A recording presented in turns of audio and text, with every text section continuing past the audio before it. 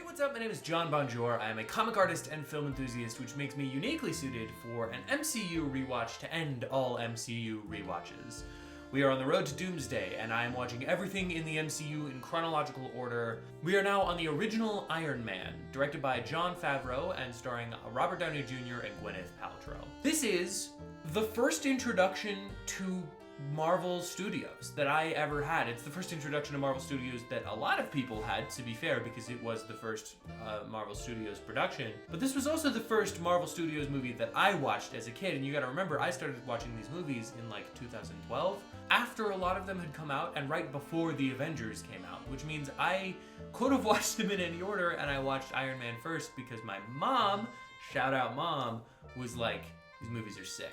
You're gonna like them. I want to engage these as if it's my first viewing of all of these films and talk about them as their own piece of media, as well as, toward the end of the video, talk about how they fit into the franchise as a whole chronologically. So, Iron Man is, I think, an incredibly fun movie. It's very, very fun. It lives and dies on the performances, specifically Robert Downey Jr.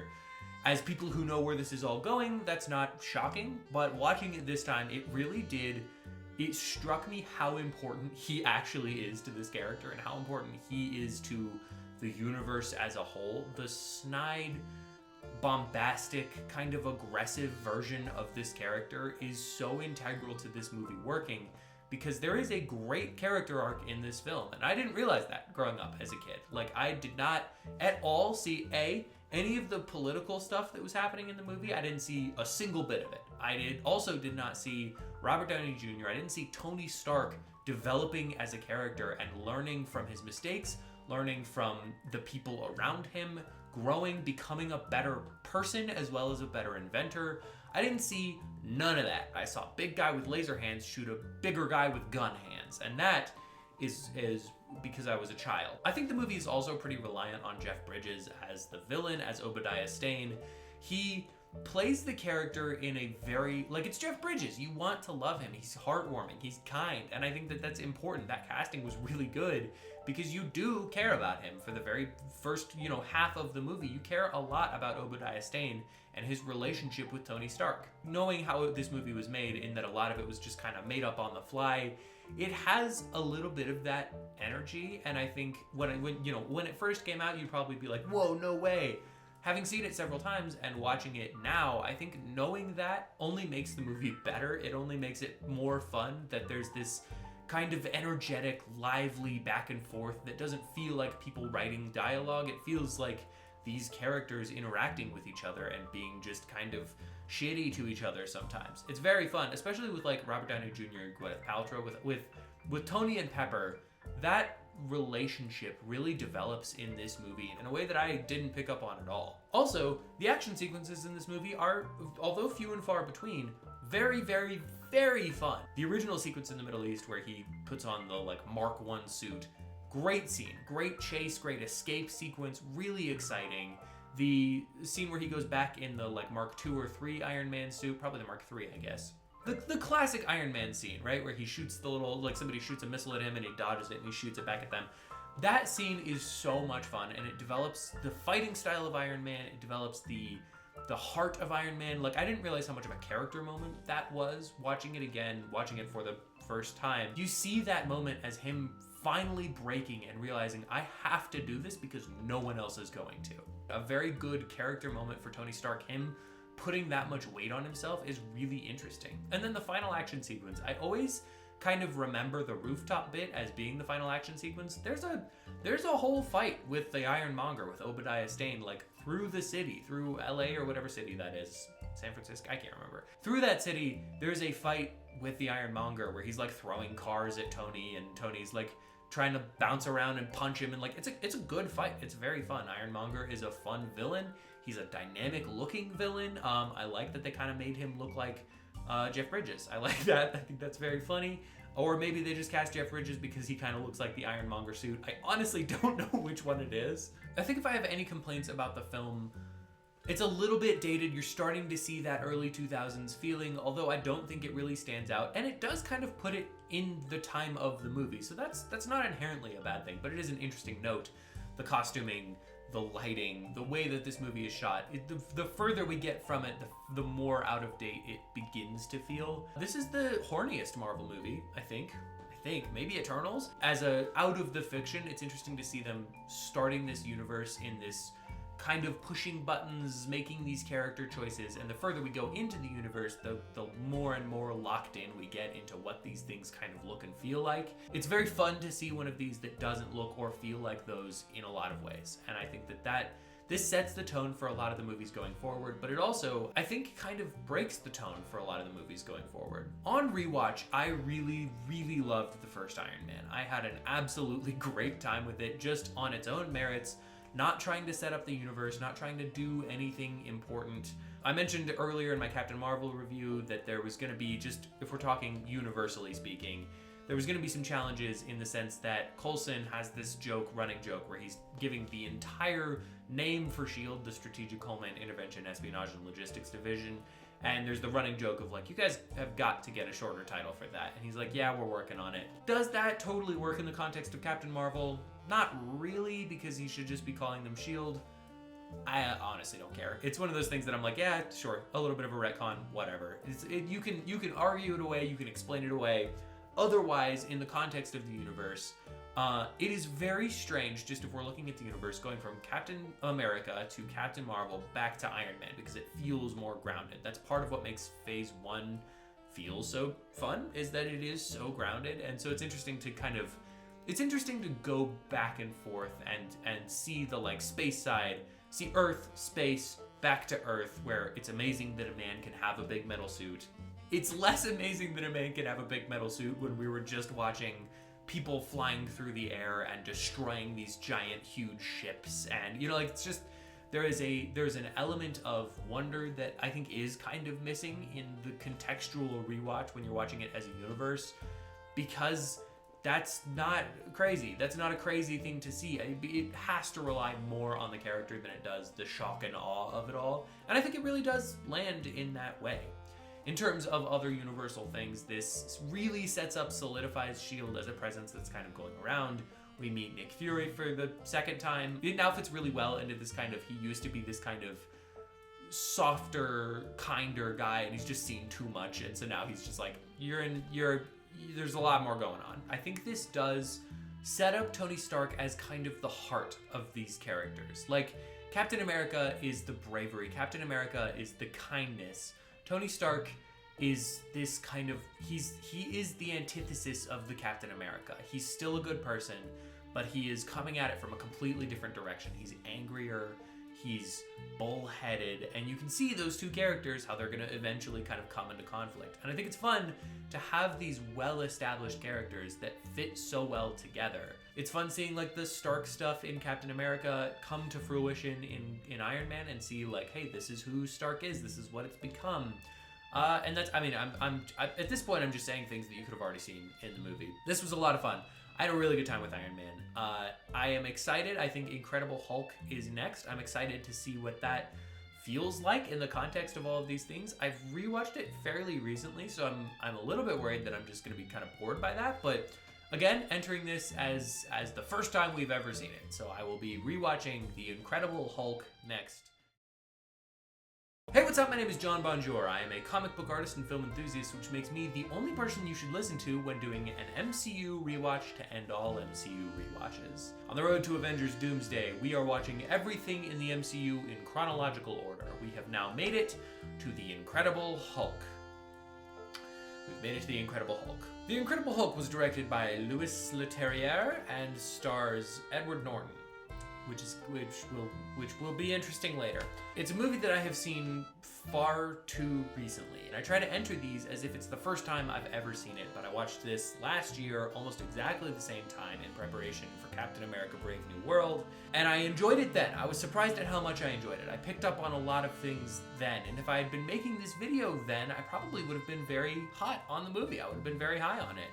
Making the video now, having now seen it again, I don't love this movie. I think The Incredible Hulk is a deeply flawed movie with some very, very good moments. There's a very interesting general magic trick to the movie where it kind of sucks for 3/4 of the runtime, and then the final action sequence is so good that I gaslight myself into being like, have I loved this the whole time? This is a movie that is so boring, and I don't use that word lightly because I don't think that's a fair criticism of a movie generally speaking. However, I think that for a movie to not be boring, you have to invest in the characters. And this is a movie that has almost no interest in actually investing with the characters. And I'm gonna be pretty harsh on this movie because I don't want to lie to you guys. I don't want to pretend like I liked this movie more. I am a defender of the Marvel Cinematic Universe. And I am a defender of the last act of this movie. But I am not a defender of this movie because I don't think, as a film, I don't think it's very good.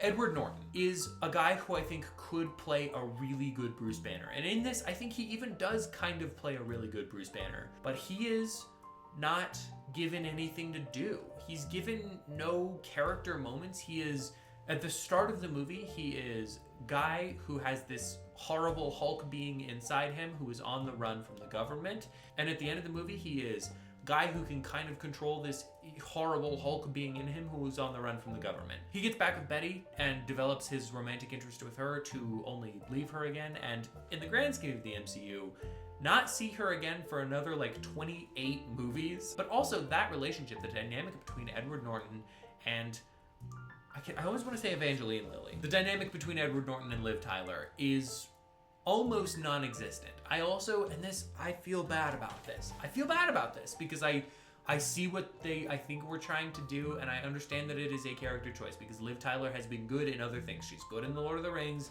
and probably other things. I genuinely hate the way that she plays Betty Ross. I cannot stand the lilty, quiet, whispery little, I don't know if you should be the Hulk kind of character that she plays. It is so frustrating and not fun to watch, and this is gonna sound bad, not attractive, and I don't mean that in the way that it sounds because that sounds really gross. What I mean is, for a romantic relationship to work in a movie, you have to sense that they are attracted to each other. You have to feel the spark between the two characters and have that energy between them, and there just isn't any. And I think Edward Norton is playing what he is given relatively well, and I honestly think Liv Tyler is also playing what she's given well. I truly believe that this was a choice on the director's part that sucks, because there is no way that she made the choice to play the character like this, because it's crazy and weird. And Edward Norton is also not getting off scot-free here. I think he, again, plays the character that he's given relatively well, but he also just is a very, lifeless performance. He's very... I hate to rag on these people because they're doing their best, but what he's given, maybe it was a director's note, maybe it was his own choice.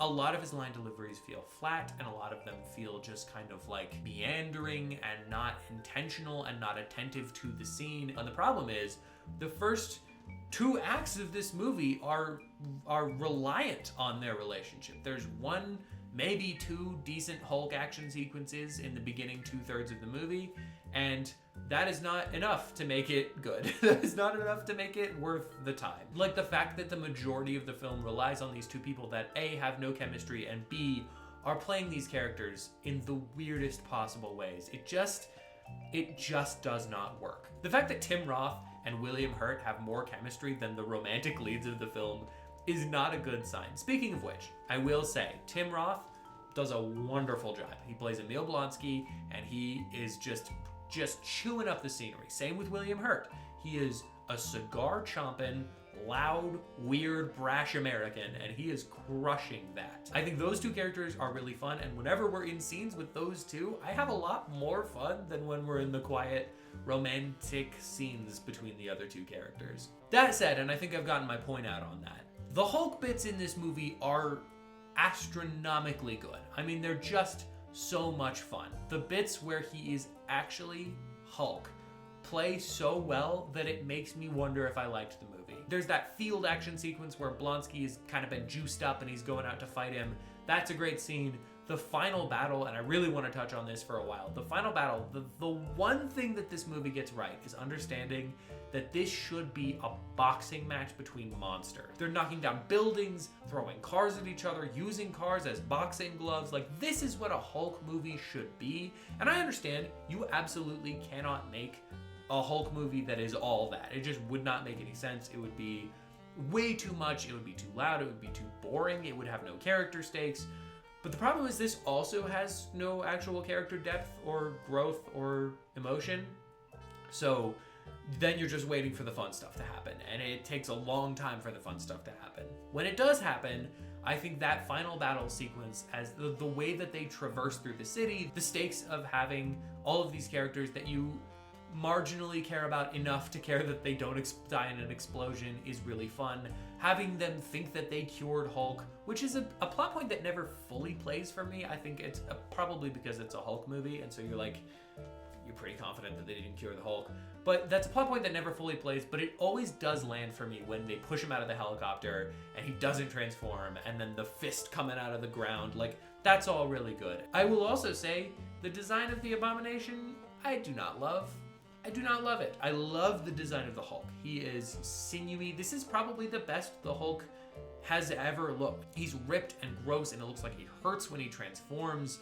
And that is also true of the Abomination, but I think the tiny little head, it feels Beetlejuicy. It feels Beetlejuicy in a way that I don't think they intended. But that is my overall thoughts on The Incredible Hulk. I don't think that it fully plays. I think that there's a lot of it that doesn't work.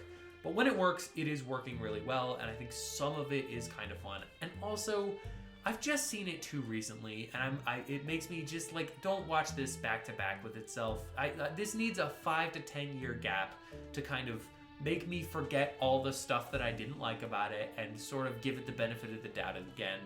Watching it year after year, it just didn't play for me. This is my least favorite MCU movie in the run so far, watching them chronologically, which is crazy because I really expected Captain Marvel to be that. But no, I enjoyed Captain Marvel. I can't say that as a general I enjoyed my experience watching The Incredible Hulk.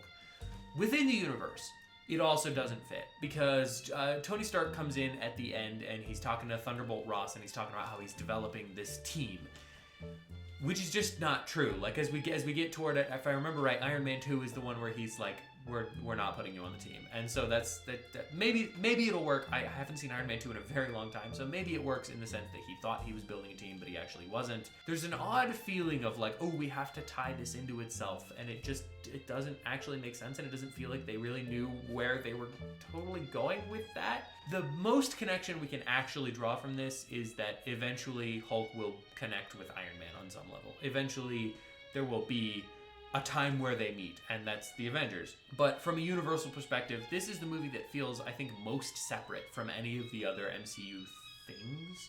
And maybe it's just by nature of it being, the second movie that they produced, and they didn't really know what that was going to look like, so it's designed to kind of feel like its own little science fiction adventure thing.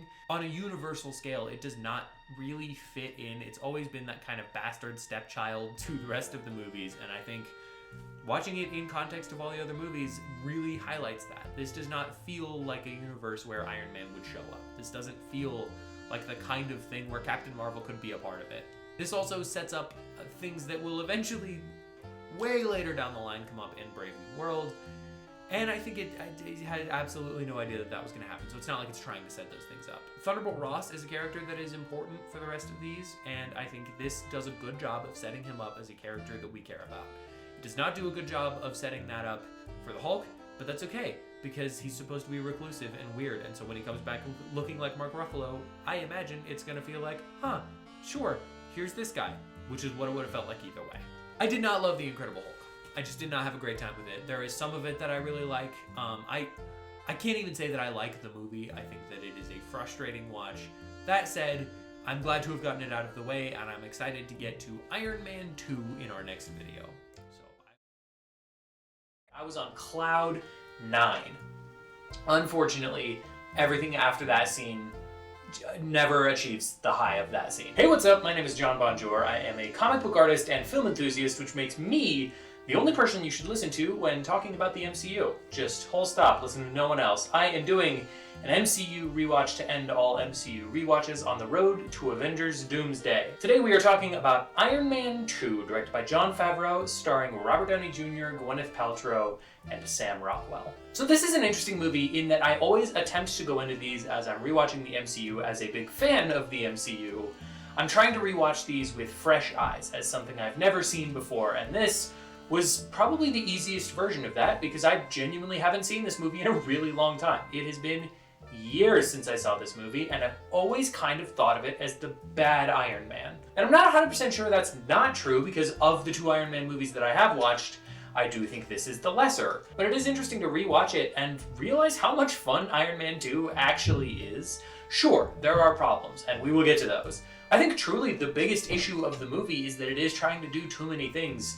And the downside of that in movies like Kraven or most of the Venom movies is that if you don't do it well, it feels like just kind of throwing a lot of sludge at your face. But in the case of Iron Man 2, I think all of the things that it is doing, it's doing a relatively good job at, and sometimes an extremely good job.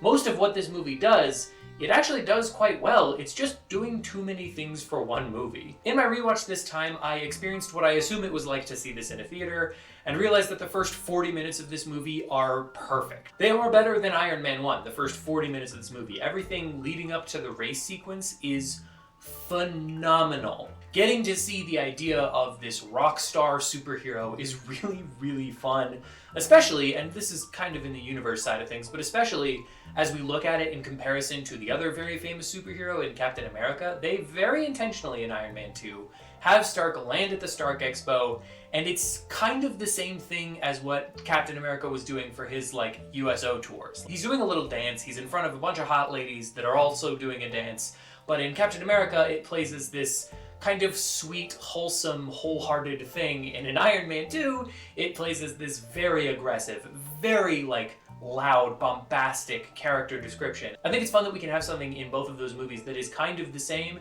and expresses something completely different. Even down to the development of the new suits, everything in the first 40 minutes of this movie is legitimately perfect. The villain is set up in a very threatening way. I love having Whiplash be this guy who's been hurt by Iron Man, but Iron Man has no idea that he even exists. I think that's really fun. I think setting up the Tony and Pepper relationship in a way that's we can take this to the next step in this movie, and not in a Super Mario Galaxy way where it's just a filler plot to kind of, I guess, add something to the movie so that it functions on any level whatsoever. But this is a natural progression of these characters. Even having Tony give the company to Pepper, I think, is really fun and makes a lot of sense as his priorities are changing. So it's, again, the first 40 minutes of the movie are a perfect sequel to Iron Man. It even culminates in this incredible action sequence, one of the best in the MCU, at least so far in this rewatch, which is the race sequence where Whiplash is getting onto the... Oh, I don't remember what race it is because I don't watch sports and I'm not a smart person. It's not the Indy 500. Is it NASCAR? It's not NASCAR. NASCAR's the circle. Something in Monaco, maybe? Anyway, so he makes his way onto this big race. And he starts slashing up cars, and Iron Man, Tony is in one of the cars because he also thinks he's dying. It's this really cool kind of Venn diagram connection point of two plot threads kind of intersecting in a very successful way, which is a hard thing to do, a thing that I think a lot of movies don't necessarily succeed at. The coolest suit-up scene for Iron Man so far, which is the suitcase scene. We get to see him brawl it out with a villain of a completely different skill set that we've never seen before, and it just looks damn good. I mean, this is, again, one of the best scenes in the MCU so far in this rewatch, and I could not get enough of it. I was on cloud 9. Unfortunately, everything after that scene never achieves the high of that scene. This movie builds up to this beautiful, brilliant apex, and then there's another $120 after that. There's another hour that we just have to, not have to, this is what I'm saying. Nothing achieves the highs of the race sequence. It really does peak in that moment, but the movie overall is still really fun. A lot of this movie works really, really well. We still get all of these fun things like Justin Hammer, who is just one of the best things that has ever happened to movies. Sam Rockwell plays this weaselly little shithead in the most fun way possible, to the point that I am genuinely sad that he doesn't show up in the rest of the MCU. I wish this was a character that just popped up here and there through the rest of the movies, just to be a nag, really, just to kind of want something bigger for himself and never be able to achieve it. Maybe if they ever develop that Armor Wars thing, he'll show up, but they're also not going to do that, so I think he's in a What If episode. I'm getting on a side tangent, but it is also an important side tangent to just note that Justin Hammer is an incredible character, and he's such a fun value add to this movie, where him and Whiplash, the way that they interact, like Mickey Rourke and Sam Rockwell, like interacting, being these completely different guys, totally separate characters.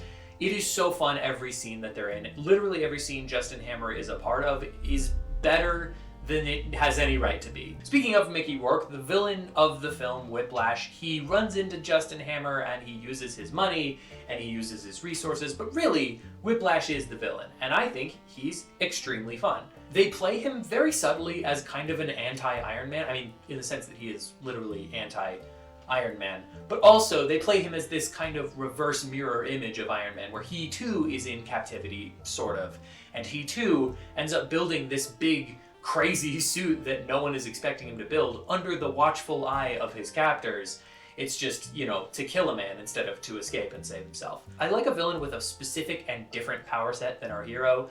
The first Iron Man just had Iron Man fight bigger Iron Man. This is really fun to have him fight bigger Iron Man with whips, but at least he has the whips, and I feel like that's important, and we can't lose that in this discussion. The suits overall, really, in this movie are very, very cool. The Whiplash final suit is awesome. The original Whiplash design is also very, very good. A lot of the times in these comic book movies, you'll get the prototype suit, and it's just clearly not as good as the next suit because you know that you want to get to the next suit. And this is not one of those. I think his original design is so badass that it's like he gets his new mech upgrade and you're like, sure, that is also good, but it is not better. It is just a lateral move into a different direction. I also love Iron Man's new suit at the end of this movie. He develops a new atom, a new molecule or something like that, a new element. That's the word I'm looking for. He develops a new element, and that is also a part of this movie. It's this strange thing. The first 40 minutes and the last 30 minutes are extraordinary and really, really fun and very engaging. And there is a solid chunk in between those where just a bunch of shit happens. And I don't find any of that uninteresting, but it is a lot, and it feels like we cover a lot of ground that is not bad ground to cover. It's doing so much of it, and for one movie, it feels like it's covering a little too much ground, even if it does a decent job with all of it. So you have the Whiplash story, you have Justin Hammer, you have the Demon in the Bottle storyline, and you have this kind of development of a pseudo-Avengers storyline that will come into play later, but not really, and we'll kind of get to that as we talk about the Avengers. But those are 3 or 4 pretty substantial stories that honestly, I think if you had just shaved 1 or 2 off of them, it probably would have made the movie better. I think if you cut Nick Fury out of this movie, obviously you need to retool quite a bit of it, but if you cut Nick Fury and Natasha Romanoff out of this movie, it probably is more functional as a film. It's less exciting as a piece of a universe, but as its own separate thing, I think it probably works a lot better and ends up being, I don't know about more fun, but more streamlined. Of course, another standout of this movie is Robert Downey Jr. I would be remiss to say that he is not the best part of this movie. I don't know, it feels like a lot of negatives. I would be stupid to say that I would be wrong. He is the best part of this movie, and there is just no getting around that. He brings this charismatic charm and effortless, breezy, back and forth dialogue that I just think is so extraordinarily entertaining to watch. And also, this is a movie that solidifies a lot of what Robert Downey Jr.'s Iron Man actually is. He sets up that kind of breezy attitude in the first one. This one, he really locks into what that looks like as a superhero and what that looks like in his Tony Stark and in his Iron Man personas, both of which are now kind of inextricably linked. It's fun to see him be both of those and interact in that way. And even in the Demon in a Bottle storyline, the thing where he's starting to get hurt from the arc reactor and he's dealing with his alcoholism, which this movie is very uninterested in addressing his alcoholism, which is fine. Honestly, I think that would have been one too many things for this. Also, Don Cheadle as Rhodey is so great in this. It's always odd when a character that you like is recast, but Don Cheadle is a great guy to put in your movie, and I think he is a great Rhodey, and he does a really wonderful job. His suit also looks extremely badass. Iron Man 2 is a movie that is doing a lot, and it is doing a lot with what it's doing, and I think overall the movie is successful in my mind. It's very, very fun, it's engaging, it's exciting, the final action sequence is explosive, and I mean, it's a bunch of robots fighting a bunch of robots, but it's a lot of fun to watch, and I think the kill box scene is really fun. Whiplash's scene is really cool. All of the movie is very cool and very fun, even if it is a little bit too much. Overall, in the universe, as we're looking at this chronologically, it's fun to see the Stark-Cap connections. Seeing him like have the prototype shield is really cool. I like that we're involving Anthony Stark. Is that his dad's name? We're involving Papa Stark, and I think that's a very cool add to these movies. I like that we're keeping those kind of locked in. Dealing with legacy, a word that the movie says quite a bit. Struggling with the idea of your parental units being something so impactful, and now you have to figure out how to live up to that and be your own guy. I think that story is really cool for Iron Man, and also from a Universal perspective, it is really fun to see him just kind of randomly show up in things. Like I said before, we're kind of setting up the Avengers in this movie in a kind of roundabout way. The movie ends with Samuel L. Jackson telling Robert Downey Jr. that he is simply not good enough. And it's a fun scene, it works quite well, but you can kind of feel it. Again, we'll get to this when we get to the Avengers, but you can kind of feel that it doesn't totally make sense necessarily, other than just maybe they wanted to put a pause on the idea of him being an Avenger. Jumping ahead to the Avengers, there's a couple of throwaway lines where he like talks about how he was never actually a part of it, and also the Avengers Initiative got canceled. I don't totally know why we wouldn't just have the Avengers Initiative get canceled. Like that seems like the way to go. It seems odd to have the end of this movie be, actually, we don't think you should be an Avenger, and the beginning of the Avengers be like, actually, we do think you should be an Avenger. I don't totally have a good handle on how much they knew going into these, whether or not they were making just this one or a whole litany of movies. So I think by the time we get to Thor, I'm pretty sure they know that they're making, the Avengers, and Captain America obviously is called Captain America the First Avenger. So they know that they're making those. Iron Man 2 kind of feels like they didn't totally know if that was going to happen, but they're like, yeah, maybe it will, maybe it won't. But then again, they got Samuel L. Jackson, so like, I think they knew. I assume they knew. It really feels like it's headed in that direction. I think so far, this is probably the best example of what you can actually accomplish with a shared universe. The way that they have Coulson leave this movie to just go off and do Thor stuff, obviously they don't say that, but the way that they just have him leave and just middle of the movie is really fun, because A, his purpose has been served in the story, and B, it kind of sets up this feeling of like, oh, where's he off to? Obviously we'll find out later that he's going to find Thor and figure all that out. But having that direct a connection from movie to movie, I think is one of the shining joys of this universe, and something that, and we'll see if this is true as we get through, something that feels a little bit lost in a lot of the Marvel movies as of late, because it feels like a lot of them aren't really knowing what the next one is gonna be. A perfect example, right now, as this video is coming out, Daredevil Born Again Season 2 is releasing, and also later this year, Spider-Man Brand New Day is coming out. And we don't know that Spider-Man isn't in the Daredevil show, but I'm pretty sure Spider-Man isn't in the Daredevil show, because that seems like it seems like we would know that at this point if he was going to be in it. There is this kind of strange thing where Spider-Man is supposedly actively happening right now. I mean, like, he is just going around being Spider-Man, and also Wilson Fisk is mayor/king of New York and trying to kill all of the vigilantes. So it's like, there's no connection there. We're not even gonna brush on that idea. Things get shuffled around, and it's nice to see, I guess is what I'm saying. It's nice to see in Iron Man 2 that kind of be streamlined into, this was clearly made when they knew they were making Thor, maybe even at the same time that they were making Thor. So they were like, we'll just send a character over into Thor, and that is also happening. And for this rewatch, it makes it really, really fun. Iron Man 2 is a movie that I think is way more fun than I remembered it being. I had a great time watching this. I was locked into it 90% of the time, 95% of the time. I had a really wonderful time. If you have seen Iron Man 2 recently, what did you think of it? And if not, do you have a favorite jacket? Do you have like a jacket you really, really like? So most of their relationship stuff is just them being kind of awkward and then being less and less awkward until they kiss. Hey, what's up? My name is John Bonjour. I am a comic book artist and film enthusiast, which makes me the only person qualified on the planet Earth to do an MCU rewatch to end all MCU rewatches. I am watching every Marvel Cinematic Universe movie leading up to Avengers Doomsday in chronological order and seeing how they interact with each other as a whole universe and as individual movies. So join me as I talk about Kenneth Branagh's Thor, starring Chris Hemsworth and Natalie Portman. So just first and foremost, this project has been just really truly an exercise in confronting how idiotic I used to be as a child. My impressions of Thor going into it were that I remember this being boring and dull and lifeless and just kind of ugh. I remember I was not looking forward to watching Kenneth Branagh's Thor because I was like, this is the boring one. There's not even any good fight scenes and it just sucks. And they keep shoehorning Jane Foster in there.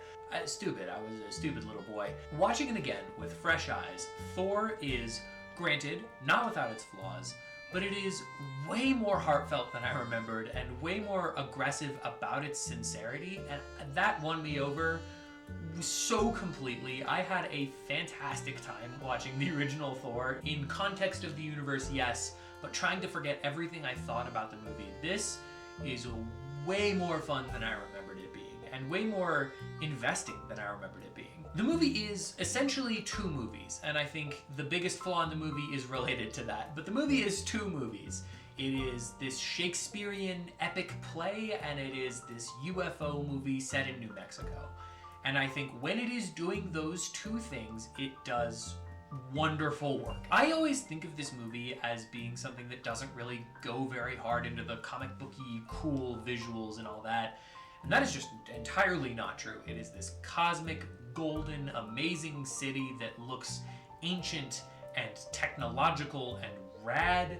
And it just looks and feels so cool. All of the costumes are intricate and perfectly designed, and they feel like weaponry and armor and clothing, but they also feel like costumes and they feel reverential to the source material. And on this side, you have this really fun story of these scientists trying to figure out this thing they don't understand and learn about this entire society, this whole side of the universe that they never knew about through the lens of this fish out of water guy. Both of those stories, very fun, very successful. There's some middle gray area here where it doesn't totally work. A lot of the S.H.I.E.L.D. stuff in this movie, to me, is just kind of boring. I think having these characters that are so completely different from each other, crashing into each other's worlds, is a lot of fun when it's a lot of fun. And then a lot of it is just people not making the logical leaps that we need them to make and taking a very, very long time to get to places that seem like, okay, I understand that you don't think he's Thor, but something's going on here because you see these giant runes on the ground and you saw this huge beam of colored light falling from the sky. So you know something's happening. And I think really what I'm coming to realize is that this is a movie that is at its very best when it takes itself dead serious, no matter what it's doing. Even if it's doing jokes and little gags and bits, that's great, but it is taking itself seriously. It is not treating Thor, this fish out of water guy, as a cartoon. It is treating him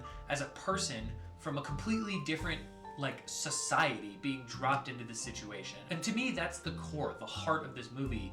It believes in itself, so I kind of have no choice but to believe in it.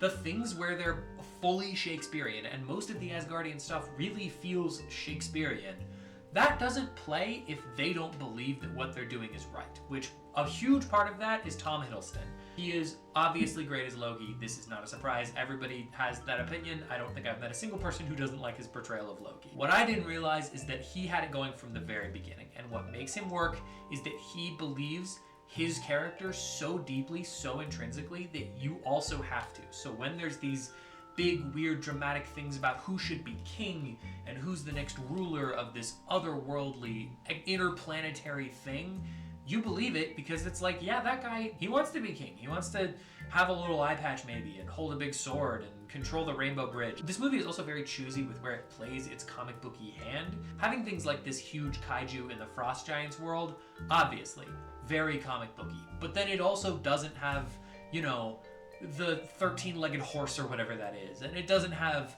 the like Korg from the later movies. Like, it's careful to not blow out your sensors with things that would throw you off of the movie. It is so good at selling what it needs to sell that this movie plays in a way that I really, really had a great time with. It is, like I said, very good at selling Thor. It's also very good at selling Jane Foster and her arc and what she needs to kind of go through as a scientist and as a person who wants there to be something bigger than this world. That is very fun. Natalie Portman is very good in that role, and she does a good job kind of handling the character development that needs to happen. And the movie is very interested in caring about both of these characters. Weirdly, though, I don't know that the movie is particularly invested in them together.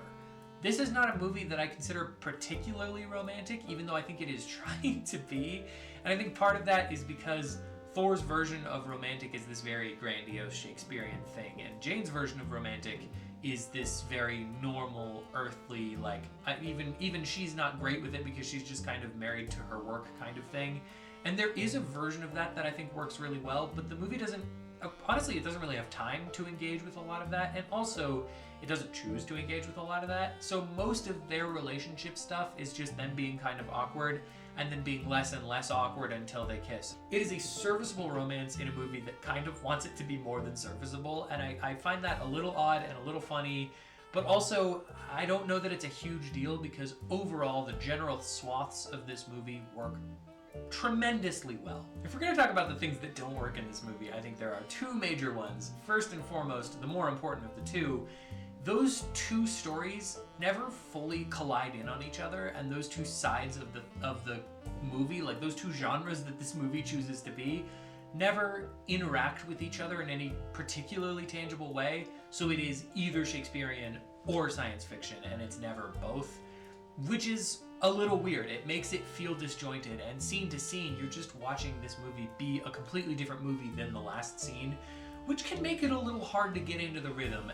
And it's a thing that I appreciate about it because it feels so unique in that way, but it is also kind of challenging in the sense that it never feels cohesive as a piece together. The other significantly less important issue that I have with this movie is the Dutch angles. There's 100 billion of them, and most of them don't serve any purpose, so what are we doing here, Kenneth? Kenny? Ken? Can I call you K-Dog? What are we doing with the Dutch angles? It just doesn't, there's no reason for them. That said, we are also addressing these movies from a universal perspective, and this is a really intriguing one because it introduces this whole new side of the universe. The Asgardians, the history, the ancient kind of god feeling is something that we know will go on to be very important for the rest of the universe. And this is our first crack at it, and I think for that, it plays quite well. It does, again, a good job of setting up these things to be believable and make sense, and it kind of dissuades you from having any questions. It's like you could wonder, where is Asgard? Is Asgard physically a place, or is it like a different realm, or what is it? And the movie's just like, hey man, magic is just science you don't understand yet, so don't even worry about it. Like, it's just so uninterested in engaging with where in the cosmos Asgard necessarily is, and that's fun for me. I think we'll probably get more answers on that as we go through the rest of the movies, but I'm okay with this movie just kind of being like, Asgard is a place, it's upside down, there's some water, don't worry about it. I mentioned this in the Iron Man 2 review, but it is fun to see Coulson kind of pick up his story that he left in Iron Man 2 and join this movie halfway through, where he left Iron Man 2 halfway through, he joins Thor also halfway through, and that's really fun. It makes this universe feel connected in a way that I don't think any other universe has really done. A thing that I love about these movies, a thing that I think works so perfectly well, especially in situations like this, where they clearly knew where they were going with it and weren't just trying to drop a seed to pick it up later and hope that it sprouts. We also meet Hawkeye for the first time, Clint Barton, played by Jeremy Renner, and he's silly. He's a silly little goose, and he's kind of dumb, but in a way that I really like. There's a great little moment where he's like, Fury goes like, hey, I need a gun in the air, I need eyes. And he reaches for a sniper rifle, and then he pauses, and then he grabs a bow and arrow. I love that those are his two options. I love that he's like, no, you know what? This is my thing now. It feels like he's solidifying, like, and now I'm this guy. I'm the guy who uses the joke gift we bought from a Shields. Like, it's so awesome, and it's such a weird little thing to put in here. If you didn't know that's Hawkeye, you're like, What the hell is that? And it's funny that the movies are not really ready to engage with Hawkeye as a silly guy, because he is a silly guy.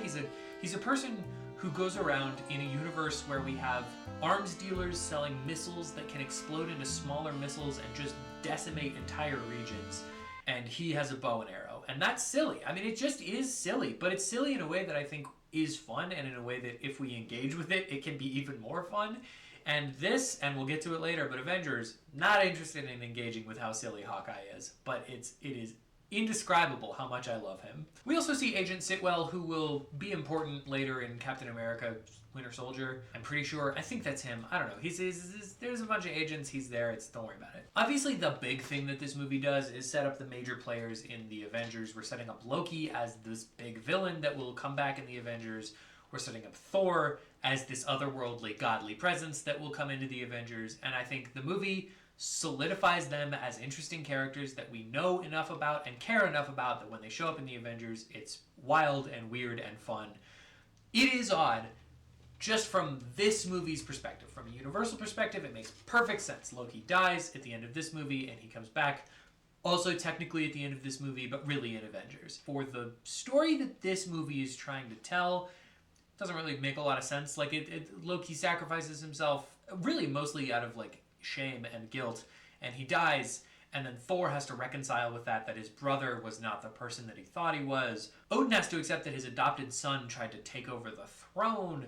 Going through that emotional process, it just is kind of strange to end the movie with, like, anyway, so he's coming back. It just feels like if the Amazing Spider-Man 2 happened exactly as it did, and then the post-credit scene for Amazing Spider-Man 2 is just Gwen Stacy waking up from a coma it really feels like X-Men 3, where he dies, Professor X dies, and then the post-credit scene is like, anyway, he didn't die. And you're like, well, then for what was it? Overall, Thor is a movie that sets the tone really well for Asgard. It has a lot of fun being a Shakespearean epic. It also has a lot of fun being a science fiction movie, and I had a lot of fun watching Thor. Thanks so much. Hey, what's up? My name is John Bonjour. I am a comic book artist and film enthusiast, which makes me uniquely suited to do an MCU rewatch to end all MCU rewatches. This is a series that will be going throughout this year leading up to Avengers Doomsday. I am watching every film and show put out in chronological order, in universe order, and seeing how it all comes together. I will be looking at each of these movies and shows as an individual piece, and also how it fits and feels in the universe. And I think this is going to be a lot of fun. I am very much looking forward to seeing how this kind of comes together. And I have always been a big defender, not a pun, of a lot of the later on Marvel things that a lot of people don't like. I am interested to see if that remains true as we go forward. Do I still think that these are great? How do I feel about the original stuff? It's going to be a lot of fun. Today we're starting with Captain America. This is directed by Joe Johnston. I'm pretty sure.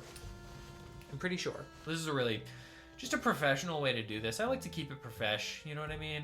Directed by Joe Johnston. I really just could have stuck with it.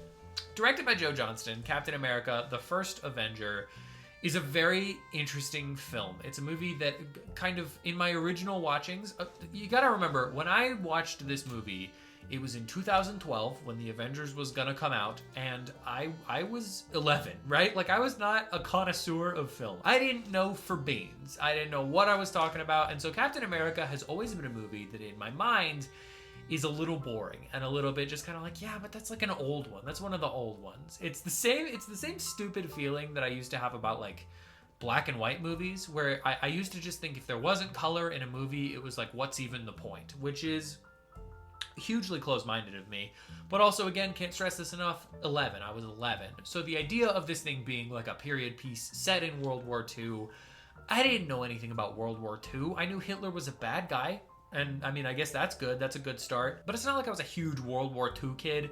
I didn't like history, so this was not a movie that appealed to me. I liked the bits where he was throwing a shield around, and that was literally it. Actually, my original take on this movie was that it would be way better if it was just all war stuff. It was just completely a war movie where Captain America's going around killing Nazis. I'm not saying that wouldn't be a fun movie. that would be a movie with a lot less heart and character and drama. It would just be a fun thing to watch. That's a very like current Star Wars coded idea, and that is not good. I'm hugely disappointed in Past John for feeling that way. Getting to the movie now, I love Captain America. I thought this was just a great time.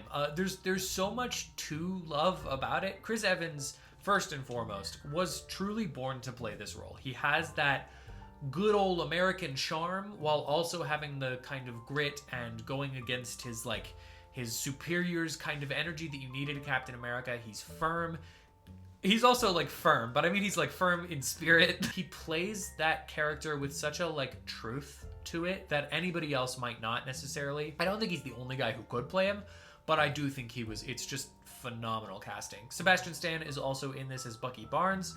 Not the cool version of Bucky Barnes, but, you know, a version of Bucky Barnes. And he gets a cute little costume at one point. If we're going to talk about any of the bad things, there's some of the movie that kind of loses steam. And I think it has to do a lot of things that it doesn't necessarily want to do in terms of setting up the universe. This is a movie that is very uninterested in dealing with any of the ramifications of Nazis, anything involving Nazis. Like, this is a movie that separates itself from Nazis in a very specific way. It sets up Hydra well. And this is getting into the universe stuff, so I'll get to that later. Anyway, as a movie, it's uninterested in kind of engaging with Nazis or with World War II kind of as a whole, outside of the idea that this guy wants to be in the war, he wants to do a good thing, and part of doing a good thing is punching Nazis. All, you know, things I agree with. But as a character, like, Red Skull doesn't have a lot to do. He has some threatening moments, but there is no real weight to the character, at least that I was feeling this time around. We are told he's this very big, very dangerous guy, but you never really feel it. There's not really that like graspable weight that you want for this kind of character, so he doesn't make for a uniquely fun villain to watch, although Hugo Weaving does a very good job in the performance. And visually speaking, he looks phenomenal. He has great costumes, and the makeup or CGI or whatever they use to kind of make the face work, it's exceptional. I mean, it just looks really, really good. The action choreography is really fun. It's fun to see Steve kind of figure out how to be Captain America. This is an origin story movie in a way that I really like, where we get to see them develop into the character that we know and love and into the character that we want them to be.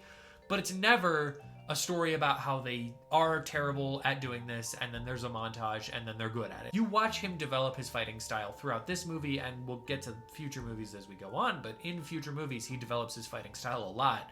I've always loved that about the character of Captain America. I also now, as you know, an adult who can think, really love that this is a period piece. I love the sentimentality that this thing has. I love the idea that Captain America comes from a completely different world, and that world is just a different time than ours, and not even like the Middle Ages. It's just he comes from a time where people were less abrasive, and not even like abrasive, a time where people were less pessimistic. I love that there's an optimism that he carries that comes from his time, comes from his character. It's really well laid out. It's a very fun movie. And the final action sequence is quite a lot of fun. The best action sequence is the montage of him in the war, just going around doing cool kick-ass Captain America shit. But the final act is very good. Seeing him falling out of the big ship and then taking a tiny little ship and going back in is really fun. I like the implication that these people are like, they're gonna drive the bombs, which means they're not making it. We've heard that they're cult-like, but I think that's a very cool, like, kind of subliminal, small little thing that if you don't notice it, you're like, oh, it's a cute little bomb thing. And if you do notice it, you're like, oh, that's particularly dark. As a film, I was surprised at how much I loved Captain America. The arc of his character is really good. Him and Peggy land very well. It's this pseudo almost romance that I think is a lot of fun to watch. It's a thing that I never connected with as a child, and I think is gonna make, you know, Endgame, and we'll see about Doomsday, mean a lot more now that I actually care about like their relationship outside of just him being Captain America. I think this is upper tier Marvel so far for me, and I can't wait to see like how I feel about the other Captain America movies. As a universe, obviously there's not a lot to compare on because I tried to go into this as like this is the first movie. This is the first movie in a universe.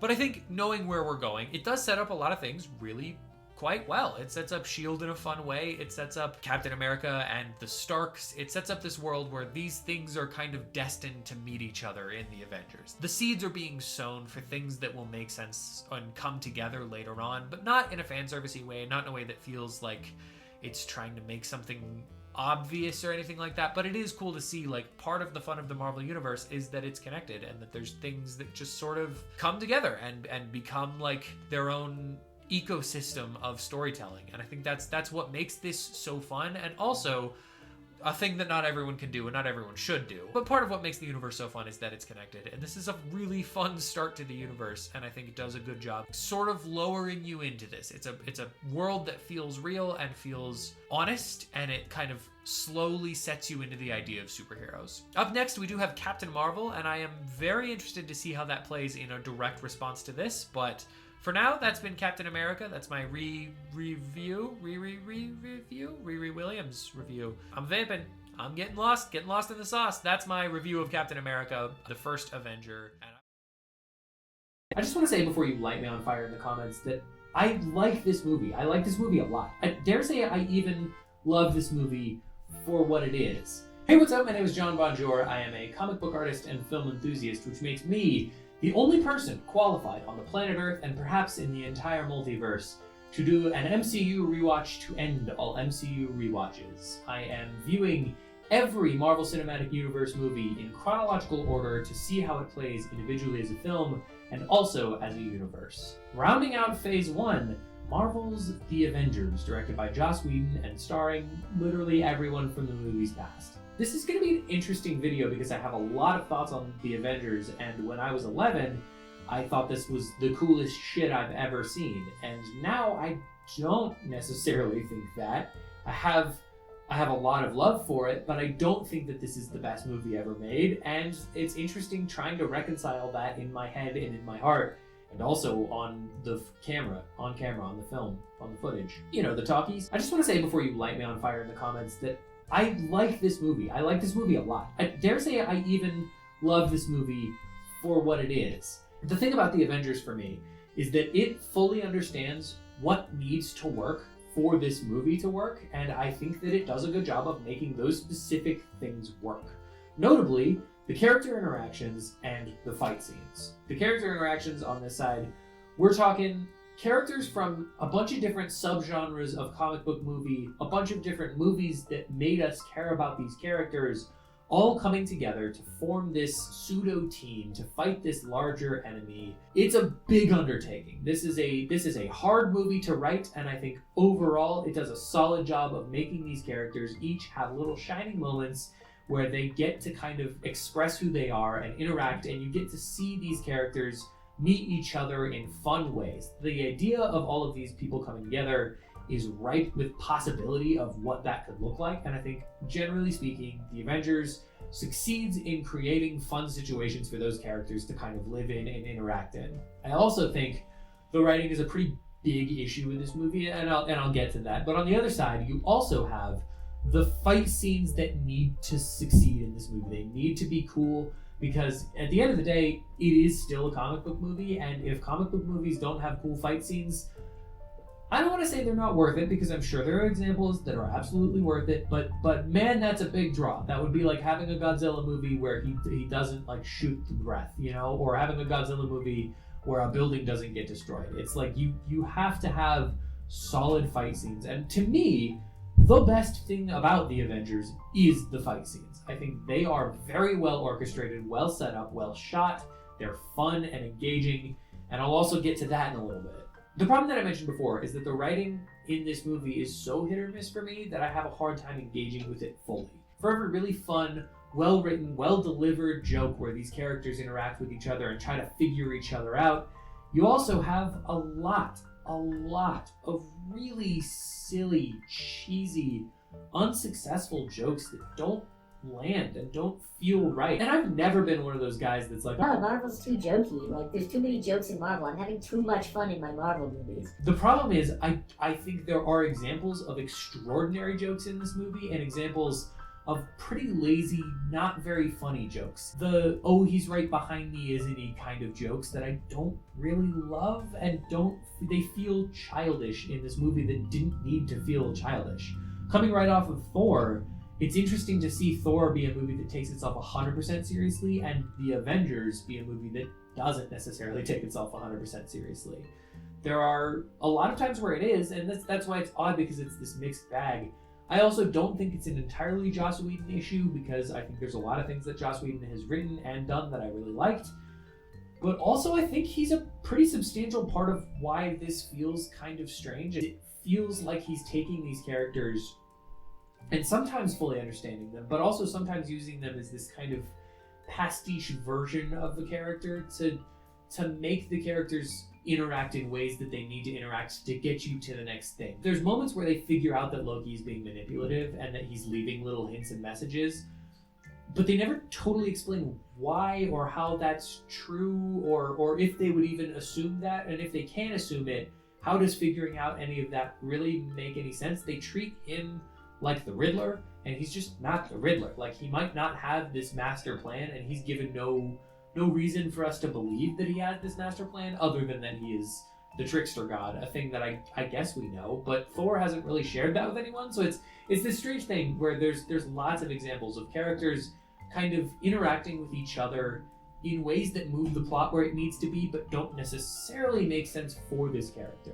There are also, like I mentioned before, lots of very successful funny jokes. I don't want to throw the whole baby out with the bathwater here. I think there's a lot of the writing that works very well, and a lot of it that just feels a little bit, I don't know, immature, but not in the poop fart jokes kind of way, just immature in that it doesn't feel like mature comedy, mature humor. The Nice Guys is a movie with mature humor. It's a movie with humor that is funny because the characters are the way that they are.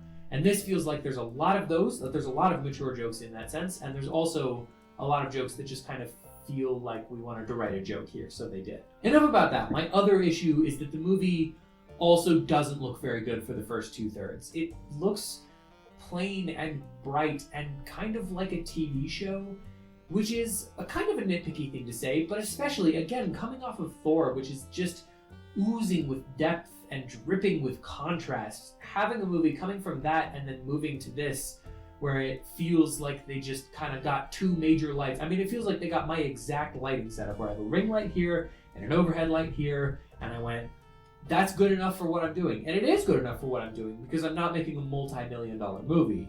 That is not good enough for an Avengers movie, and in a lot of the film, it kind of feels like they didn't really put a lot of thought into how the lighting works, or how the color grade should look, and that makes things feel cheaper even if they aren't. A lot of the costumes in this movie, I'm sure, are very meticulously crafted and very intentional in their design, but they don't come off the screen very well, especially Captain America and sometimes Thor, but especially Captain America. This is an okay costume. I don't think it's good. I don't think you can light it to be great, but it's an okay costume that the lighting just makes look terrible. I'm gonna try to give you an example of this here, so I'm gonna take a screenshot. If this doesn't work out, cutting the whole bit. I'm gonna take a screenshot of Captain America here, and this is just from the movie right here. And this is what it looks like with a more intentional color grade. I'm amazing. I used DaVinci Resolve for the last 6 months.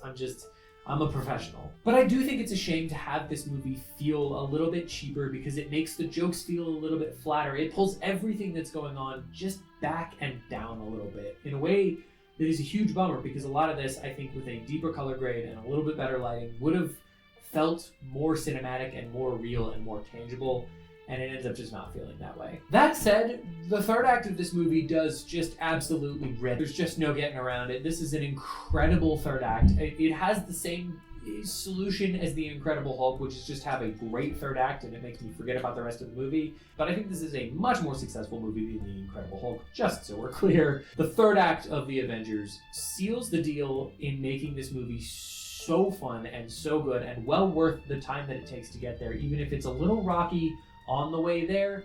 Where we end up is incredible, and it also looks better for whatever reason. It's like they decided to care about what this movie looks like for the third act, which is a bummer that they didn't for the first two, but I will take it for the third. If the third looked as bad as the first two, I would be really, really bummed. The fact that it seems to gain depth and contrast and also be shot with a little more panache and a little bit more intentionality makes this movie. It really legitimately does. Without the third act of this, if you just stop it before the third act, it's okay. It's kind of fun. It's an interesting episode of a show, and you just move on with your life. With the third act, it really solidifies what an Avengers movie can and should be, which is all of these characters that you care about, interacting within the fight scene in this large area, having it be in New York City, in the daytime, by the way, which I think is a great call. It looks good. It feels good. You get to see all these people do cool combo moves. You get to bounce around and have different storylines, different sub-stories going on where people are saving people or fighting different Chitauri or having these different interactions, with the police and with each other. It's so exciting to have these dynamics all at play, all at the same time. And it just all works. I mean, it just plays so brilliantly well that you can't help but love this movie. In terms of the universe, this is our first sighting of Thanos, and he looks like he is going to get some plastic surgery. There's no way they could have known what they were going to go for. But he just does not. He doesn't look the same, and he also doesn't look great. I think it's a lot more makeup and a lot more practical effects. And that's great. That's good. I also see why you wouldn't do that for the actual movie. There's really no more to say about that. It's fun to see that they were kind of planning on this thing going the distance, going to the Infinity Wars. Whether or not they really thought that was going to happen, I don't know. I kind of get the sense that they didn't, but they were like, it'd be kind of fun. We got as far as we did. We're lucky to be here. Let's see if we can kind of push the envelope a little bit. But also, from a Universal standpoint, it does a good job setting that up as a thing. It's fun to see the bigger bad behind the big bad, and I think that plays really well. There's the council that Fury has to go through, which just more or less disappears, if I remember correctly, through the rest of the Avengers movies. I could be wrong about that, but there's that secret hidden council that he has to talk to, and I don't remember if we ever see them ever again. Maybe it's Winter Soldier that takes them down, I'm not 100% sure, but I'll be interested to keep an eye on where that goes, because they're a big problem here, and I don't remember them being a big problem ever again. But more importantly than that, there's the running criticism that Nick Fury should have called Captain Marvel in the Avengers movies. And I can't speak for Age of Ultron, we'll get to that, and I'll have an opinion then. For the Avengers, it fully makes sense that he doesn't call Captain Marvel, because A, she is well across the universe, so it doesn't, this is a long trip that she needs to make, even if she can fly very, very fast. He knows that she's a long ways away, and B, it kind of seems like they've got it handled until they very much don't have it handled. So it makes sense that he wouldn't call her, because Loki isn't a big enough threat to call her until he brings the army. Loki is just one guy, and he's seen Thor. He's seen what Thor can do, so he, I assume, assumes that he'll be fine. Obviously, they didn't know Captain Marvel was a thing when they were making this movie, but from the Universal perspective, as we're looking at it, and in-universe, it makes sense that he wouldn't call her, because why would he call her? Everything's totally fine. They have Loki captured for the majority of the movie. He doesn't want to express that he needs any help in that way.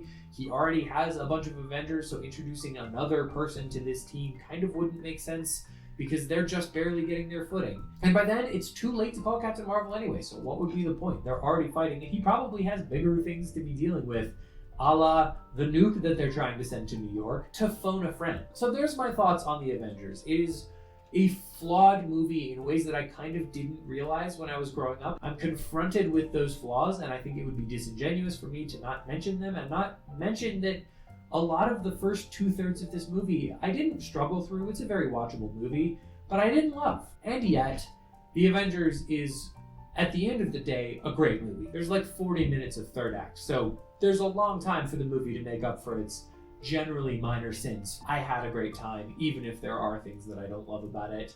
What did you think if you've been rewatching with me and want to talk about what are your thoughts on the original Avengers? If you haven't watched it, if you haven't watched it, crazy to be here, but if you haven't watched it, have we finally got enough cowbell, or do we still need more? Thanks so much for watching this video and checking out my channel. If you'd like to hear more of my thoughts on any of the MCU movies, I will be doing a full MCU re-review as we go forward, so keep an eye out for those videos. Otherwise, hit the like button, hit the subscribe, and comment down below what you are most excited to hear me talk about as we enter the rest of the MCU. Or do none of those things, because I am not your dad.